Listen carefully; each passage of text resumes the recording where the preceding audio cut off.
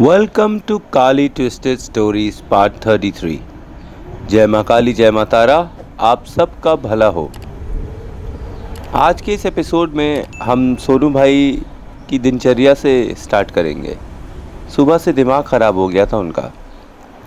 एक महामूर्ख व्यक्ति उनके पास आया और उन्हें ललकार कर चला गया। माता काली के परम भक्त थे सोनू भाई। हमेशा माता काली का स्मरण करते थे और किसी का बुरा नहीं करते थे। पर आज उस अभद्र व्यक्ति ने उनका क्रोध जागृत कर दिया था। माँ के भक्त जितने शांत हो जाते हैं उतने क्रोधी भी हो जाते हैं, और जो शांत भक्त होते हैं जब वे क्रोध करते हैं तो फिर तो उपद्रव होता है, उपद्रव। वह महामूर्ख व्यक्ति सुबह सुबह उनसे बहस करने लगा। क्या कर सकते हो तुम? क्या कर सकते हो? तुम कुछ नहीं कर सकते हो। तुम्हारी माता कुछ नहीं कर सकती है। तुमने क्या पूजा पाठ करी है? मुझसे ज़्यादा पूजा पाठ करे हो। अरे तुम कुछ नहीं कर पाओगे, समझे? न तुम में शक्ति है, न तुम्हारी माता में शक्ति है। सोनू भाई काम, क्रोध, मोह, माया को अपने बस में करे हुए थे, पर माता के लिए वो थोड़े ज़्यादा ही सेंसिटिव थे। जब भी उनकी माता काली को कोई कुछ कहता तो उनके रोम रोम से क्रोध फूटने के लिए तैयार होने लगता। किसी न किसी तरीके से वे अपने आप को इसमें वश करने में काबिल हो गए थे, लेकिन फिर भी अंदर से तो क्रोध जागृत हो ही जाता है। और माता के अंशों में जब क्रोध जागृत होता है तो कोहराम मचा देता है। सोनू भाई ने निश्चित किया कि इस व्यक्ति के लिए वे 9 दिन 9 किलो की और 2 मोमबत्तियों की पूजा करेंगे। वे माता काली के एक रूप मसानी को इस व्यक्ति के साथ भिड़ाएंगे। उन्होंने यह निश्चित किया। रात का टाइम था, रात के करीब 2 बज रहे थे। उन्होंने आसन ग्रहण किया, लाल रंग का आसन, और यज्ञ हवन में अग्नि प्रज्वलित करी और अपने 9 सिद्ध किए हुए नींबू और 9 सिद्ध किए हुए कील लेकर बैठ गए आसन जमा कर। उन्होंने पहले गुरुमाला करी, फिर रक्षक सिद्धि मंत्र घेरा, रक्षक घेरा कर कर उन्होंने अपनी तंत्र क्रिया आगे प्रारंभ करी। उन्होंने एक मोमबत्ती ली और उस मोमबत्ती के साथ एक दूसरी मोमबत्ती रखी और बोला कि पहली मोमबत्ती मसानी की और दूसरी मोमबत्ती उस अमुक व्यक्ति की। कर कर उन्होंने रक्षा सूत्र से दोनों मोमबत्तियों को एक साथ बांधना चालू किया और माता का मूल मंत्र ओम क्रीम कालिकाय नमः स्वाहा शब्द रूपण जाप करना चालू कर दिया और रक्षा सूत्र से दोनों मोमबत्तियों को बांधना चालू कर दिया और मन में बोलने लगे ओम क्रीम कालिकाय नमः स्वाहा, ओम क्रीम कालिकाय नमः स्वाहा, ओम क्रीम कालिकाय नमः स्वाहा। जब दोनों मोमबत्तियां रक्षा सूत्र से ढक गईं तो उन्होंने मंत्र बोलने के बाद करीब 108 बार उन्होंने बोला। उसके बाद दोनों मोमबत्तियों में से बोला पहली मोमबत्ती मसानी की और दूसरी मोमबत्ती अमुक व्यक्ति की।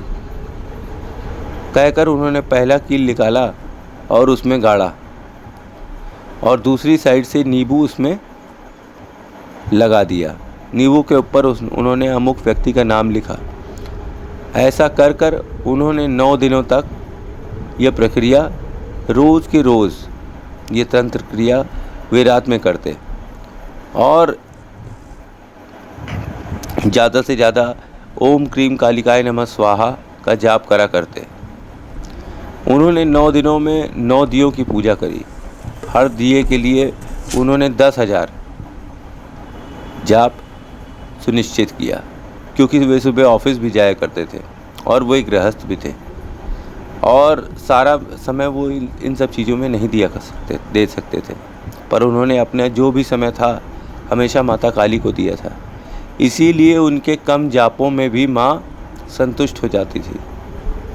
10,000 जाप रोज करने के पश्चात वे ऑफिस भी चले जाया करते थे।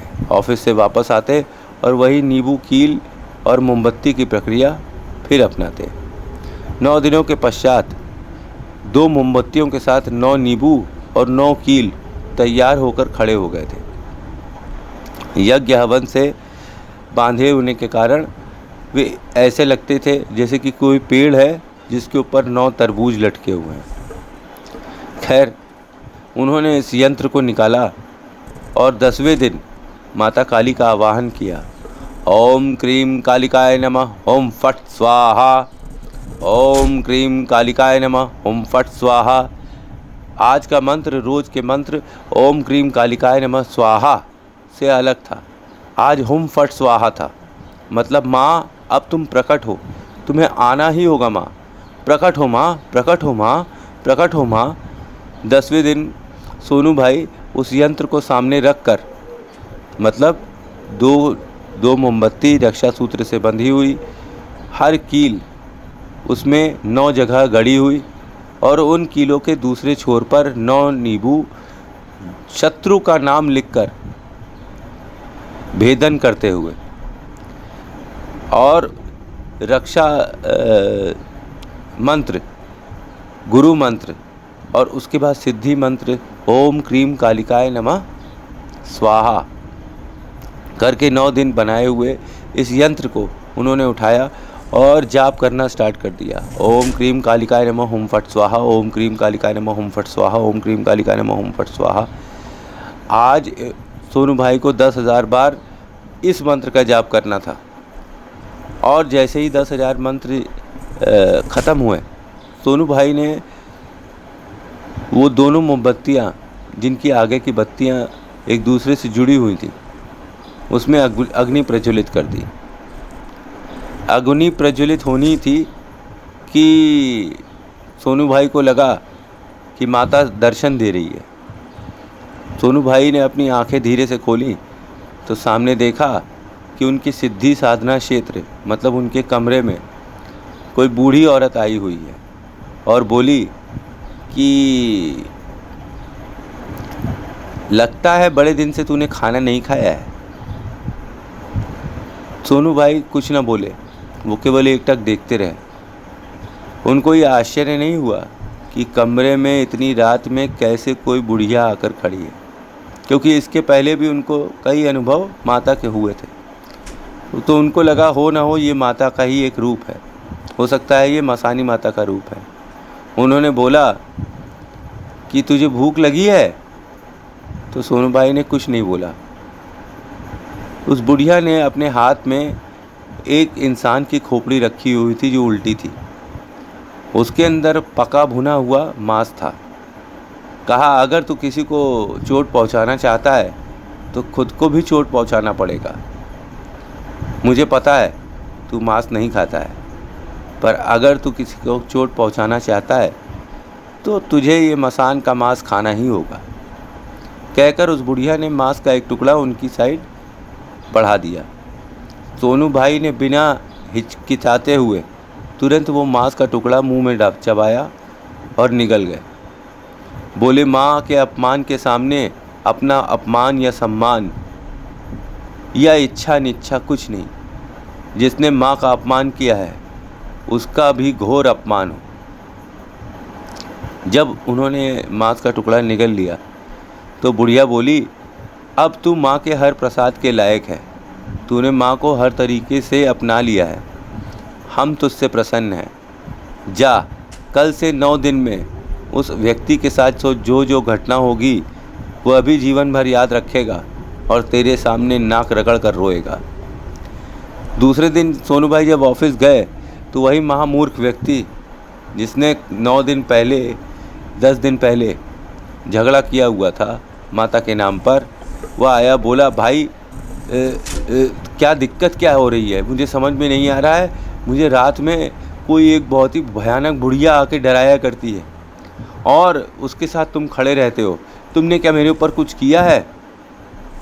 तो मैंने कहा, तो सोनू भाई ने कहा कि भाई मैं क्या कर सकता हूँ, तुम्ही ने तो कहा था कि ना मैं कुछ कर सकता हूँ ना मेरी माँ कुछ कर सकती है। मैंने कुछ भी नहीं किया है, तुम जाओ मस्त रहो। और जो भी हो रहा है उसको झेलो, हो सकता है माँ तुमसे नाराज़ हो गई हो। दूसरे दिन वो आदमी फिर से लौट कर आया, बोला भाई अब तो और भी दुर्गति हो गई है। रात में मुझे उस बुढ़िया ने छुरियों से मारा और मेरे हाथ पे खरोच सुबह सुबह लगी हुई थी, जैसे लग रहा था कि किसी ने छुरी से मारा हुआ है। मेरी हालत ख़राब हो गई है, मुझे बचा लो, मुझे बचा लो। तो सोनू भाई बोले मैं कौन होता हूँ किसी को बचाने वाला या कुछ जिलाने वाला। तुम माता का स्मरण करो, हो सकता है माता तुमसे नाराज़ हैं तो वो ठीक कर दे तुमको। तीसरे, चौथे, पाँचवें, छठवें, सातवें, आठवें हर दिन वह आदमी सोनू भाई के ऑफिस के चक्कर काटता रहा और एक से एक तांत्रिकों के पास जाता रहा, पर किसी तांत्रिक के पास इस चीज़ की कोई काट नहीं थी, क्योंकि ये प्रक्रिया सोनू भाई द्वारा स्वयं सिद्ध की हुई थी। किसी तांत्रिक को इसके बारे में कभी कोई ज्ञान ही नहीं था। यह दिव्य ज्ञान माता काली ने सोनू भाई को स्वयं दर्शन देते वक्त दिए हुए थे कि इस तरह का यंत्र बनाओ तो इस तरह से मारण होगा। तो 9वें दिन वह व्यक्ति आईसीयू में था, आखिरी सांसें गिन रहा था। तो सोनू भाई उससे मिलने गए और बोले क्या हाल है। तो उस महामूर्ख व्यक्ति ने बोला कि भाई मुझे माफ़ कर दो, मैं माता काली को मानता हूँ और मैं ये भी मानता हूँ कि तुम और तुम्हारी माता सच्चे हैं। सोनू भाई ने अपने हाथ से एक मिश्री और 2 लौंग का चूरन बनाकर घर से लेकर आए हुए थे। उन्होंने उसको उसके मुंह में डाल दिया और कहा इसे खा लो, तुम सही हो जाओगे। जैसे ही यह मिश्रण उसके मुंह के अंदर गया, आश्चर्यजनक रूप से 2 घंटे में वो बंदा आईसीयू से निकलकर पैरों पर चंगा खड़ा हो गया और हॉस्पिटल से निकलने के तुरंत बाद बिना समय गंवाए सोनू भाई के ऑफिस पहुंचा और हाथ जोड़कर उसने माफ़ी मांगी।